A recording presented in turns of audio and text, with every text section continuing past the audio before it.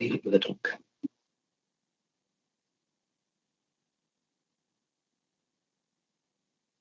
Good morning, everybody, and welcome to the Vale of White Horse District Council Cabinet meeting today on the 25th of July 2025.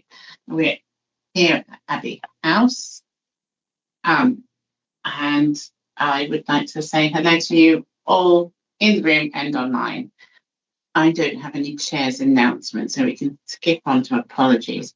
I believe Councillor Fawcett is just running a little late, but he should be here.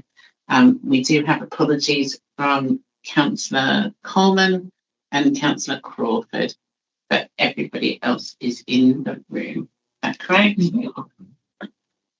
So if we can skip on to minutes, I wasn't actually here for this meeting, so and Mark wasn't here as chair, so how do we go about that? All right, so there were, let's see who's here. Hayley, Emily,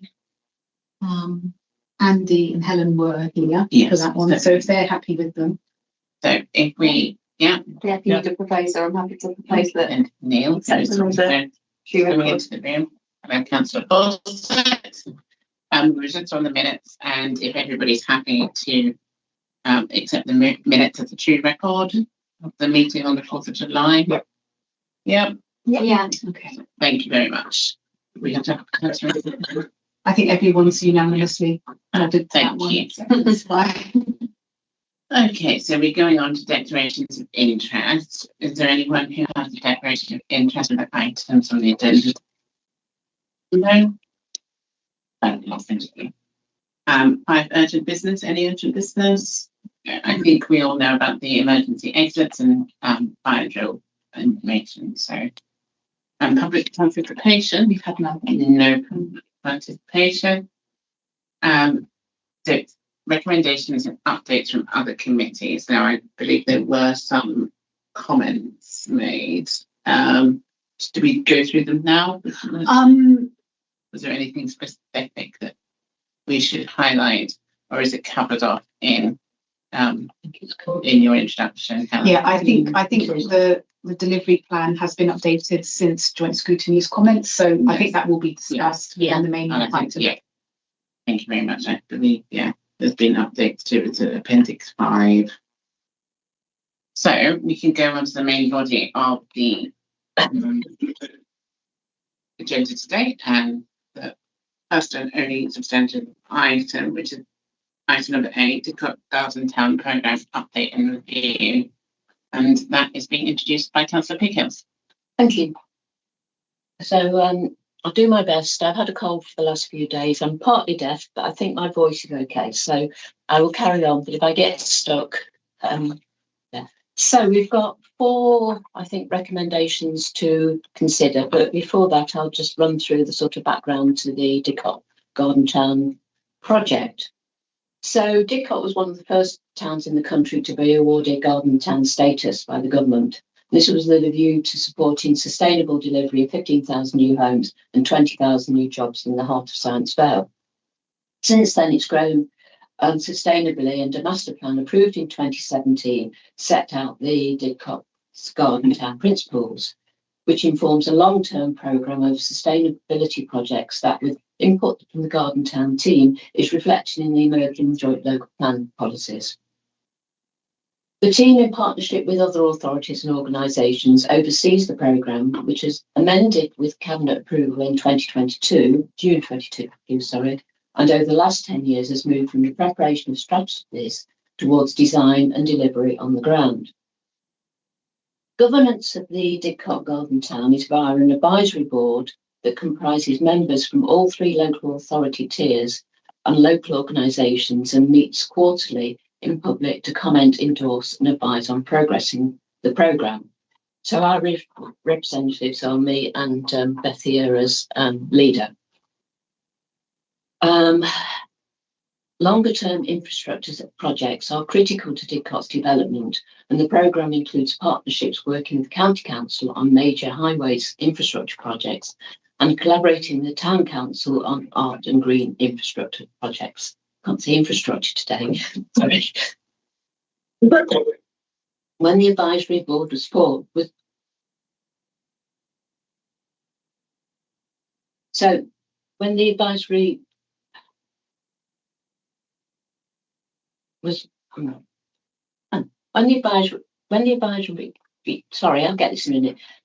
While the advisory board was focused on analysis and strategy preparation, it was informed by 3 sounding group boards, one each for residents, businesses, and the 5 parishes in the master plan area, as set out in the original terms of reference.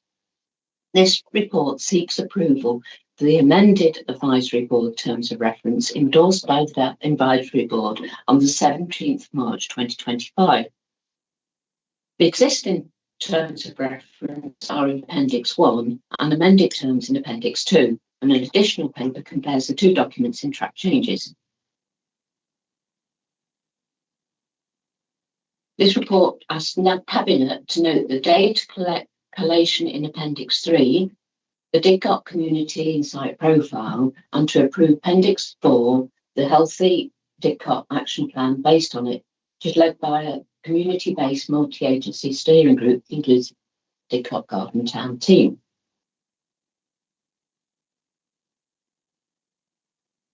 The action plan is a live document, and this report also seeks delegated authority for the head of communities to amend the action plan as it evolves.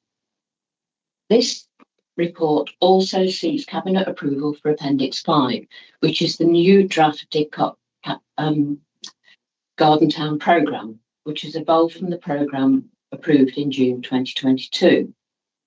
So this is a programme that was commented on by joint scrutiny, and following that there have been some amendments which has given more detailed explanation of the projects along with updated dates. So this is a living programme that noting that further dates which are within the council's control will be added to future editions of the document. So in line with the feedback from joint scrutiny, the document is going to be reviewed with a view to better identifying the milestones, responsibilities and the time frame for each project. And we will use this information to inform the public at the Didcot Garden Town community event on the 18th of September. And further to feedback from that event, the updated plan will be circulated to the members of the Joint Scrutiny Committee by the end of September. So that covers off the comments that they did. And finally, we've got Appendix 6, which is in for information only and fills out some details on jobs and homes and open spaces localism, which is significant factors in understanding the purpose of the Garden Town designation. So apology if that's a bit concerned. Confused, I'm struggling a bit with my voice. So you've got the 4 recommendations: approving the new terms of reference, noting the community insight profile, approve the draft Healthy Didcot report action plan, and then note the programme progress to date and also the proposed changes as recommended through joint scrutiny. So in the room we've got Bethia, who was also at the last board meeting. We've got Phil, and we've got Charlotte. And I think that's everybody, isn't it? Oh, Nicola as well. So thank you. Thank you for bearing with us. Thank you. You did well. It's always hard when you've got a cold or something. Yes, as you said, I am in the Didcot Garden Town group that met on Monday, and it's really good that we are involved in that group because, well, obviously Didcot is based in South Oxfordshire.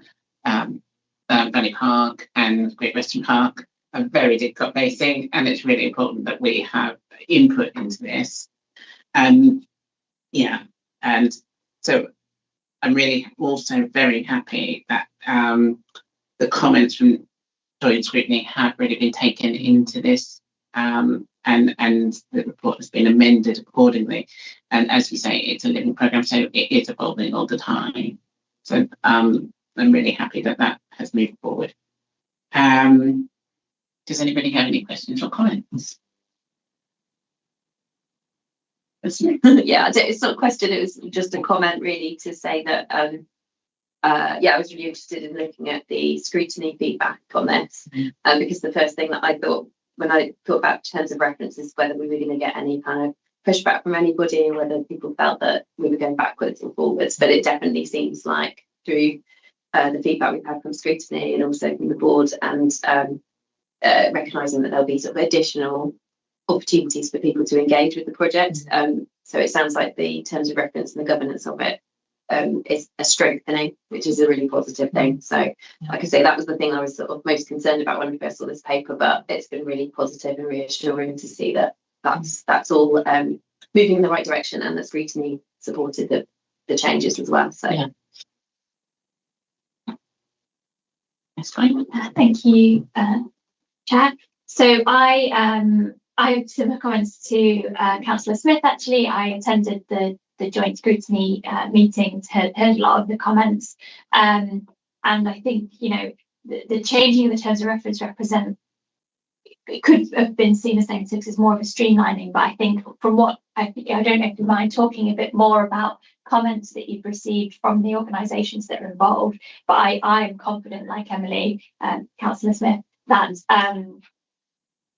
it is overall a positive change, but it could have been taken either way. So that was my first thing.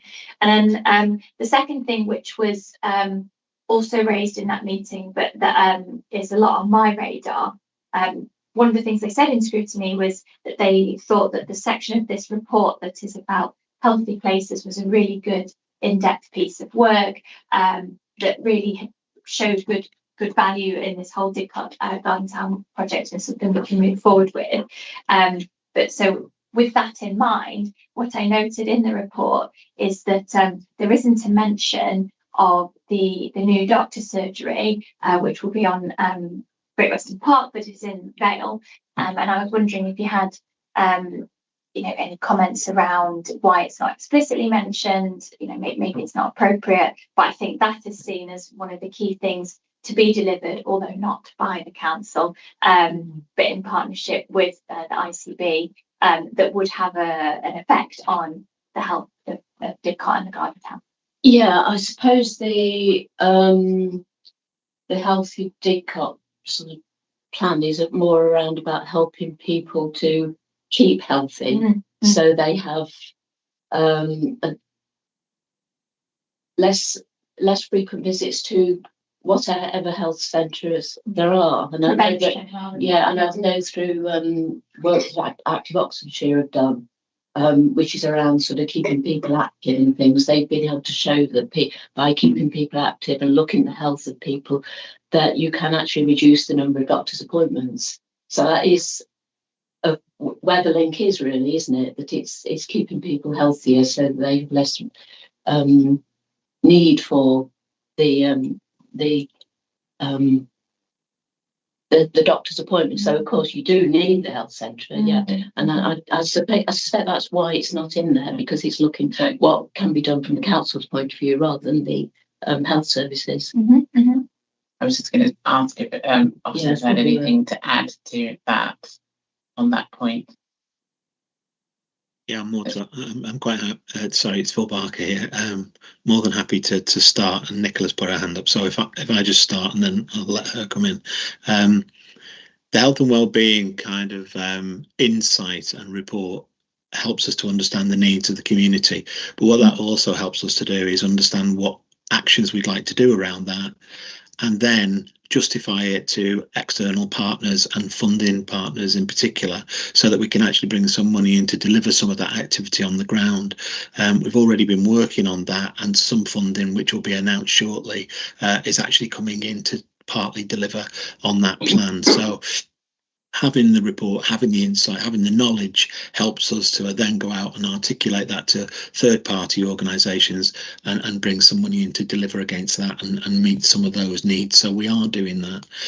In terms of the doctor's surgery, it wasn't brought into the programme on the outset, but it is on our radar in terms of it adding value and being a fundamental part of the delivery. But we will keep an eye eye on it. We will keep talking to agents, because we are talking to the same people in and amongst some of the action plan that we're already delivering. So we will carry on that conversation. We will keep our sights on it, but it was never brought into the plan on the outset, so that's why it doesn't show there. But we definitely have it in our sights. Nicola, did you want to add anything to that? No, thank you, Phil. And it was just to echo Helen's comment. It is about sort of prevention and how we can use social prescribing to, I suppose, address need and sort of support the primary care system for, people go through that channel. So it was just to echo that it's about supporting frontline services and the preventative works we can do ahead of anyone having admissions to hospitals or primary care. Thank you. And your first question about outside bodies and different organisations working together. I mean, being on the advisory group, there's all the parishes come, and they're very active, and we did got obviously involved is. I'm not sure about the input onto others. Do you want to explore that further? Maybe officers could help. Yeah, I think I just wanted to make sure to understand definitely the feedback you'd had, that the change in the terms of reference helped with engagement rather than reduced it. Yeah. I mean, sorry. I was just going to say that up to now, we've been communicating this with partners. This has come to you now at this point, but it's been on the table for about 4 months as we've taken it out to different partners and engaged with them and taken it through the board. Up to now, everybody's been quite supportive of it, and we weren't sure on the outset, in the same way as the councillors have mentioned in this meeting, whether people would feel it strengthens or whether it weakens that engagement and their input and their involvement. But up to now, the feedback has all been quite positive. So that's where we're up to. If anything had come in that was detrimental to it, we'd have took that in our thinking. But up to now, it's been really positive. So that's all I can say really on that. Yeah. Thanks, Phil. Thanks again. Yes, point. Any further comments and questions? Awesome. Thank you, Chair. More of an observation from me than a question. That actually, I'm impressed with the quality and breadth of this report, and say it's an example of actually the amount of work that goes into creating a community like this, in developing in a good way, sustainable way that meets residents' needs, builds a healthy community. I think we should be very proud of it. And I take my hats off to officers who've clearly worked very hard on it. Yeah. There is a lot of very good work in there, and great exemplars of place shaping and community building, and it all feeds together. So yes, it's a very good report. And if there aren't any further questions or comments, I think we can. Did you want to finish up with anything? No, it's fine, thank you. Yeah. So if we can go to the recommendations now, do we need to go through each one, or do we propose them? Because some of them are approving and some of them are muting. So the Cabinet approves amended Didcot Garden Town Advisory Board terms of reference in Appendix 2. The Cabinet notes the Didcot Community Insight Profile in Appendix 3. The Cabinet approve the draft Healthy Didcot Report Action Plan in Appendix 4 and delegate authority to the Head of Communities to amend the Healthy Didcot Action Plan and to note Didcot Garden Town Programme progress to date and approve proposed changes to the Didcot Garden Town Programme in Appendix 5 to create an updated programme that is environment and community focused. I suggest that as you've read them all out, unless there's anything to debate about those items, that you could approve them as a whole if that's what you want. Yes. So do we have a proposal? Yeah, propose it then. Councillor Staples. Happy to second. And everybody approve? Agree. Thank you. So with that, I can close the meeting. Thank you very much for attending, and have a good day. Thank you.